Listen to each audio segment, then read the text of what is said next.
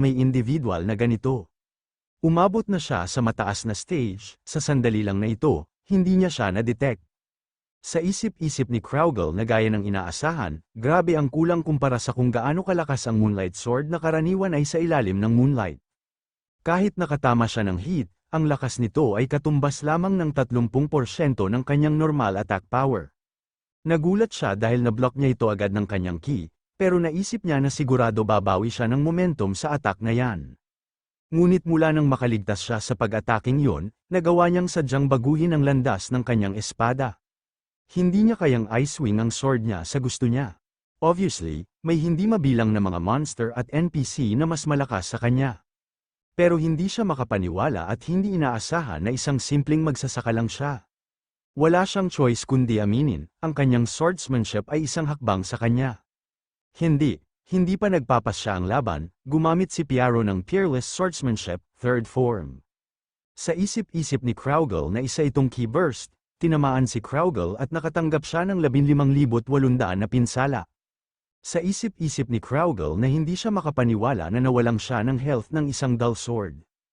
Halimaw ba siya? Kalahati na lang ng kanyang mana ang natitira. Wala na siyang pagkakataon na magpigil, naghahanda na si Kraugle para ibuhos na lahat. Nagliwanag ang kanyang sword, at sa isip-isip ni Piaro na nag-iipon siya ng malakas na halaga ng enerhiya sa kanyang sword. Handa niya na pakawalan ang inipon niyang kapangyarihan at papakawalan niya na ang kanyang skill na White Light Sword. Ito ay parang laser beam at papunta ito kay Piaro, sa isip-isip ni Piaro na ang liwanag ay nakablock sa kanyang paningin. Sumisigaw at sinasabi ni Kraugle na hindi lang yan. Sa isip-isip ni Piaro na hindi niya din maramdaman ang anumang sense niya. Isang secret skill ba ang magnakaw ng sense ng kalaban sa isang segundo? Marami siyang cards sa kanyang sleeve, dapat siyang bunutan ng ngipin bago siyang makahit. Naghahanda na ng skill si Piaro para sa counter-attack. Ginamit ni Piaro ang Peerless Swordsmanship, fourth form. Tinatanong ni Kraugle kung ano ito, ang White Light Sword, ay nasipsip ng magnetic force na gawa sa ki. Hindi siya pwedeng tumakas sa mechanics, hindi niya rin malabanan sa lakas. Nagamit niya na ang karamihan ng kanyang mana, pero hindi pa din sumusuko ang kanyang sword. Kahit nahihirapan na si Kraugle pinipilit pa din niyang lumaban at ginamit niya ang Sky Splitter, nag-clash ulit sila ng sandata at naglabasan sila ng mga aura at parang light versus dark, bumaba ng 213 ang durability ng White Fang, sa isip-isip ni Kraugle na wala ng paraan, kahit na wala ng 60% ang durability ng sandata niya mula sa banggaan, hindi siya matitinag. Pero sa kanyang super sensitivity at sweet candy, limited item sa reputation store, may chance pa siya, sweet candy. Lahat ng stats pansamantalang tataas ng 30%, combat power doubles. Reputation store exclusive item, pero sa labas ng mga Great Demon na nanghina matapos talunin ni Mauler, mayroon pa ring 29 na hindi nasaktan na Great Demon at Dragon. Yung item na mahirap niyang nakuha, gagamitin niya lang sa isang simple, at nag-iisang magsasaka. Ito na ba ang pagkatalo niya? Sinasabi ni Kraugle na inaamin niya na talo na siya. Sa isip-isip ni Kraugle na para matalo sa isang magsasaka. Sa lugar na pinuntahan niya para lang maayos ang inventory niya. Nakangiti at sinasabi ni Piaro na magandang match ito. Sinasabi ni Kraugle na patayin niya na siya. Sinasabi ni Piaro na medyo durable ang lalaking ito, pero I guess in the end, siya na. Tinatanong ni Kraugle na hindi niya ba siya papatayin? Sinasabi ni Piaro na bakit niya siya papatayin kung wala siyang dahilan. And in the first place, hindi siya mukhang tipong kusang hahayaan na may pumatay sa kanya. Naging walang galang siya sa kanya dahil gusto niyang magseryoso siya. Humihingi siya ng paumanhin, tinatanong ni Kraugle na anong klase ng tao si Duke Grid na maglagay ng isang skilled na katulad niya para alagaan ang isang farm. Sinasabi ni Piaro na siya ay isang guest ni Duke Grid, hindi ang kanyang subordinate. Ang farm work ay bahagi lang ng kanyang pagsasanay, at ang pagtuklas ng water veins ang ginagawa niya bilang guest niya. Bakit hindi siya mag-join? May kutob siya na lalo siyang bibilis sa pagsasanay kasama niya. Sinasabi ni Kraugle na mag-join siya. Ano, gusto niyang lumakas, pero hindi siya sigurado kung ano ang sinasabi niya. Sinasabi ni Piaro na sa umaga, farm work, sa gabi, sparring, ay guarantee na magiging malakas siya. Kaya subukan niya sa kanya ng isang buwan. May lumabas na notification ng isang quest, fun and exciting training, hidden quests. Mabuhay kasama ang magsasaka ng Riden, Piaro. kung kasama mo siya, tiyak na maraming paglago. Malinaw na kondisyon, mamuhay kay Piaro ng isang buwan, dapat mong sundin ng perpekto ang schedule ni Piaro. Malinaw na reward, ang kasanayan na farming ay mabubuo, ang Sword Saint candidate ay tataas ng isang stage. Gulat na gulat at hindi makapaniwala si Kraugle at sa isip-isip nito na Sword Saint candidate ay tataas ng isang stage. So in the end, beneficial encounter talaga siya, sa araw kung saan nawala ang karamihan sa mga pangunahing miyembro ng Overgeared Guild, isang minor na pangyayari ang nangyari sa Ridden Fields. Sa isip-isip ni Kraugle na hindi ka pani-paniwalang araw ngayon. At sa maraming dahilan, isang buwan, hindi maikling panahon, pero hindi siya makapaniwala na sa lugar na ganito, mabubuksan niya ang isang pagkakataong malagpasan ang isang pader na yan. Tinanggap ni Kraugle ang quest at sinasabi nito na gagawin niya. Sa araw na ito, ang global rank, siya ay naging magsasaka ng Ridden. Punta tayo sa village ng Old Tribe. Sinasabi ni Greed na minamaliit niya ang quest na ito dahil may rating lang ito. Hindi siya makapaniwala na 25 tao lang ang kumuha ng 15% ng kanyang health at stamina. Dahil sa Vera Aiden gay na yan, kinailangan niya ang isang inconvenient war of attrition laban sa kanyang mga bangkay. Ang kanyang individual combat power ay kumpara din sa mga Overgeared Guild members. First time niyang lumaban sa Necromancer, dapat niyang pag-isipan na magsama ng anti-undead item sa Greed set. Anyways, ang accessory set ng Guardian ay naging mas nakatulong kaysa sa akala niya. Dahil mahigit sa 1,000 ang kanyang indomitable stat, mapapansin niya talaga ang invalidation effect. At ang talagang lumakas sa inaasahan niya, ay si Randy. Sinasabi ni Greed na salamat sa pagprotekta sa kanya, Randy. Sa isip-isip ni Greed na kahit 30% lang ng stats niya ang nakopya niya, kaya nila na ma-overwhelm ang level 200 na user. Revolve kasama ang Pinnacle at Link, na may maikling cooldown, tumulong sila na maging mas efficient kaysa sa kanilang stats suggest. Sinasabi ni Greed na pero kahit naman Randy, subukan nilang iwasan sumali siya sa mga labanan kung maaari. Sinasabi ni Randy na si Randy ay gustong protektahan ang kaibigan. Masaya din ang mga compliments, dumating din si Noe at galit at sinasabi nito na gusto niya din lumaban. Mula nang ayaw niya siyang sumama sa kanya, akala niya madami siyang kakainin. Pero bakit niya siya iniwan? Nagtaka si Greed kung bakit nandito si Noe. Galit na galit gustong manakit at sinasabi nito na bakit siya, the greatest demonic beast of hell, tatanggap ng mas masamang traitor kaysa sa weird na yan, name, Noe. Level 143, sa isip-isip ni Greed na level 143 na si Noe. Mahaba rin ang sungay niya, dahil bang naging demonic na siya? Narinig niya na kung tataas ang kapangyarihan niya bilang demonic sa pamamagitan ng pagpatay ng mga player, makakapasok na siya sa hell. Siya ba ay magiging demon? Sa tuwing pumapatay siya ng player, ang kanyang demonic power ay tataas ng isa. Sinasabi ni Greed na walang dahilan na lumabas ang kanyang precious secret weapon para labanan ang mga maliliit na fries. Sinasabi ni Noe na hindi niya alam kung ano yun, pero kahanga-hanga naman. Lumapit na ang mga tao sa village kay Greed at sinasabi nila na siya ay isang hero. Sinasabi ng leader ng tribo na bilang pinuno ng village na ito, nagpapasalamat siya sa pangalan ng lahat sa kanilang tribo, hindi siya sigurado kung paano nila mababayadan sa kanya ang pagliligtas ng kanilang tribo mula sa extinctions. Quest UL Tribe is Battle for Salvation kumpleto na, ang affinity with the UL Tribe ay umabot sa maximum value.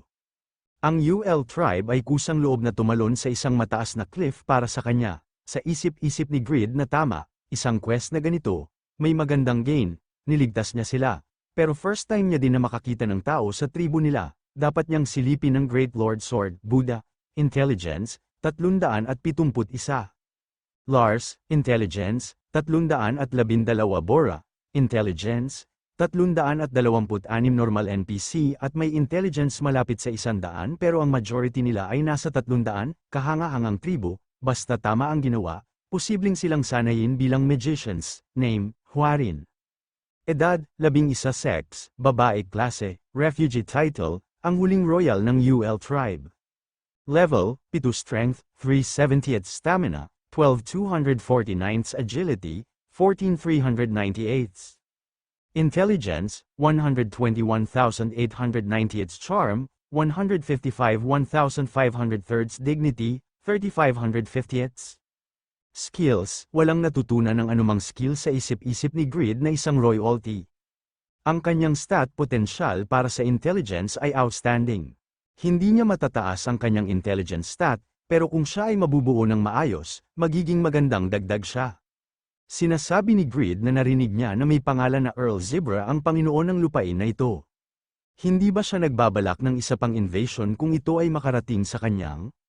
Sinasabi ng matandang na malamang, sinasabi ni Greed na siya ay Duke Greed, Panginoon ng Riden ng Ethnal Kingdom. May proposition ako para sa inyong lahat, ano sa tingin nila kung maging mamamayan sila ng Riden? Nagtaka ang lahat at nagulat at sa isip-isip ng leader ng tribo na ang Riden. Isang duke na hindi bahagi ng imperyo, tinatanong ng leader ng tribo na magiging ayos lang ba yan? Sigurado siya na hindi papayagan ng Ethnal Kingdom ang bagay na maaaring magalit ang Empire. Sinasabi ni Greed na dapat lang silang pumunta ng lihim. Dahil duchy ang Riden, kahit ang pamilya ng Maharlika ay hindi direktang nakikialam. Pangako niya na hindi sila made-discriminate sa Riden sa kanilang tribo. Hindi talaga makapaniwala ang mga tao sa tribo at gulat na gulat talaga sila. At tinatawag na si Greed na Panginoon ng mga tribo at sinasabi ng leader ng tribo na Panginoon, paano nila mababayadan ang pagbubukas palad na ito? Tinawagan ni Greed si Lowell at sinasabi nito na kailangan niya ng maaaring magsundo sa 930 na tao mula sa Empire hanggang sa kaharian. Sinasabi ni Lowell na maraming tao yan, ang tanging taong nakakagalaw na maraming tao ay siya. Sinasabi ni Greed na siya lang ba talaga, baka mas mabuti na gamitin ang taong medyo mas soft gumalaw, sinasabi ni Lowell na busy din sa Riden. Siya lang ang tanging tao na malayang tumulong sa kanya sa mga taong nirehistro niya kamakailan bilang kanyang mga knight. Sinasabi ni Greed na kahit dagdagan niya ang bilang ng mga knight niya, busy na lahat, kaya walang ibang choice, nakuha niya na, isang relief na ang huling natitirang tao ay ang taong pinakaangkop sa trabaho. Sinasabi ni Lowell na kung iisipin niya ang kanyang situational judgment at kaya niyang mag-install ng mga trap. Siya ang taong pinakaangkop sa trabaho, sinasabi ni Greed na Summon Knight Faker. Tinatanong ni Greed kung bakit ang suot niya lang ay isang leather armor at bakit hindi yung ginawa niyang armor para sa kanya. Hindi ba niya ito gagamitin? Sinasabi ni Faker na ginagawa niya ito dahil mas komportable siya kaysa sa ginawa niya. Ibababa niya ang kanyang guard. Sinasabi ni Greed na akayin ng mga taong ito sa Riden. Mahaba ang biyahe pero ayos lang siya, di ba? Sabi ng lalaki na nakakatakot yung titig niya. Sinasabi ni Faker na walang problema, pero saan siya pupunta? Sinasabi ni Greed na sinabi sa kanya ni Lowell tungkol sa isang item na kailangan niyang makuha sa paglalakbay na ito kahit anong mangyari, at tignan niya din ang magandang mukha ng Earl na gumawa nito. Gusto niyang alamin kung ano ang nagbibigay sa kanila ng katapangan at tratuhin ang mga tao na ganito. Dapat siyang pumunta at alamin kung gaano katotoo kaganda ang lugar na ito na tinatawag na Empire. Hindi sapat na nabigo sila sa quest, pero ang kanilang buong guild ay nagbigay ng bawat isang individual. White Wolf Guild, humingi ng paumanhin ng nakapulang damit na lalaki kay Veraiden dahil sa nangyari. Sinasabi ni Kiki na kung nagtagal sila ng konti, panalo na sana sila. Sinasabi ni Veraiden na ito ay isang hindi maiiwasang na resulta. Unlike what the rumors suggest, magaling ang mechanics niya. Kahit isama niya si Kraugle na hindi madalas magpakita, sapat na ang experience ni Greed para ipaglaban ang title na pinakamalakas. Sinasabi ni Kiki na ngunit ang duke ng Ethnal na nag-amok ng ganyan sa teritoryo ng imperyo ay tiyak na provocation at maaaring maging isang bagay ng pagtatalo. Kung mag-report sila kay Earl Zebra, malamang hindi siya uuwi ng buo. Tinatanong ni Kiki kung bakit hindi siya mag-report. Sinasabi ng lalaki na totoo ang mga sinasabi ni Kiki. Sinasabi ni Veraiden na matagal na mula nang lumitaw ang isang observation target. Gusto niyang panatilihin ang kanyang mata sa kanya for a while. Huwag mag-alala, malapit na, hindi maiiwasang matapos siya sa harap ng Earl. Dahil walang pumapasok sa bahay ng iba nang walang dahilan. Earl Zebra's Castle, sinasabi ni Greed na isang bagay lang ang dapat niyang makuha dito. Sa isip-isip ni Greed na mula nang notoriety rose from King, malapit na siyang ma-reject sa pagpasok sa city. 4 na araw ang tinagal sa monster hunting upang ibaba ang kanyang notoriety sapat na para makapasok sa city. Kung hindi siya masasanay gamitin ang two-sword style niya pansamantala pati si Randy at Noe, magiging frustrated.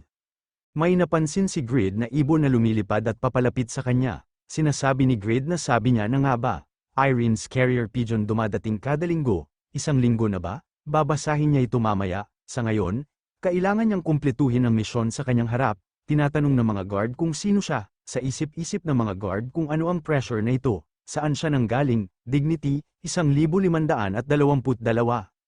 Reputasyon, 25,315 sinasabi ni Greed na dumating siya para puksain ito. Ang Slaughterfiend, sa isip-isip ng isang guard na ang Slaughterfiend.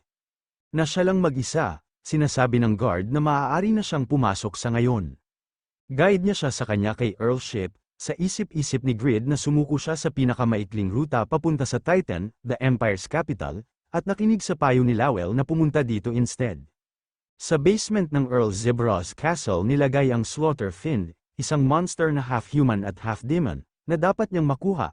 Sinasabi ni Lowell na ang Slaughterfiend's eye patch, kahit anong mangyari kailangan niya ito makuha, may potensyal ito na maging item na nagbabago ng laro sa battlefield. Sa isip-isip ni Greed na alamin niya muna kung anong klaseng tao sila. Ang Slaughterfiend, at ang Earl, sinasabi ng guard na kamahalan Earlship. May aplikante para sa Slaughterfiend extermination. Sinasabi ni Earl na oh my, bad timing, kakalabas niya lang at nakarinig ng magandang sigaw sa kanya. Earl Zebra, sa isip-isip ni Greed na nag-e-enjoy siya sa pagpapahirap sa mga taong nasa bingit ng kamatayan.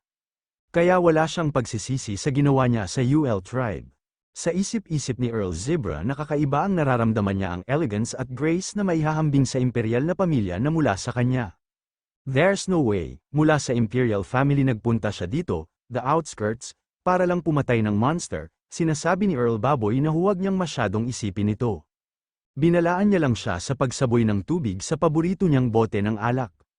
Walang ideya ang mga magsasaka na ito kung ano ang magpapagalit sa isang maharlika. Hindi niya rin ba naisip, sinasabi ni Greed na tama na ang daldal. Puntahan na nila kung nasaan ang Slaughterfiend. Sa isip-isip ni Earl Zebra na binigay niya na ang Slaughterfiend extermination request sa Red Knights, kaya walang kwenta kung fail siya o hindi. Tignan nilang kung ilang piraso mapuputol ang katawan niya, ang isang mayabang na tao na ito. Excited na siya. Sinasabi ni Earl Baboy na nandito na sila. Mahigit 800 knight, mersenaryo, at magician ang namatay sa pagtatangkang patayin ito. At maliit ang space doon, kaya hindi option ang pagkakaroon ng overwhelming na bilang. Sinasabi ni Greed na paano nila napilit ang malakas na monster na yan dyan. Sinasabi ni Earl Zebra na siya ay orihinal na tao, hindi na nila kailangang pilitin na pumasok siya dyan, nilock lang nila ang pinto. Hindi madalas makakita ng healthy show-up sa slave auction, kaya binili niya. Nais niyang ihambing siya sa mga magsasaka na bumabagsak na parang langaw sa ilang mga indayog mula sa isang latigo. Sobrang tibay niya, dahil sa kanya, bumuti ang kanyang kakayahan at mas matagal siyang nakipaglaro sa ibang mga magsasaka. Tapos, isang araw, namatay ang nabili niya at itinali niya sa tabi. Hindi karaniwang hindi nakabitin siya sa araw na yun, siguro ilang magsasaka ang kanyang kilala. Dahil pagkatapos siya makita, naging monster siya, dapat nakita niya ang galit sa mukha niya, dali-dali nilang siyang sealed at nalaman na siya ay half-human at half-demon, pagod na siya sa lahat ng masasamang chismis na nabuo dahil sa halimaw na yun, kung kaya niya itong pangalagaan, bibigyan niya ito ng rewards.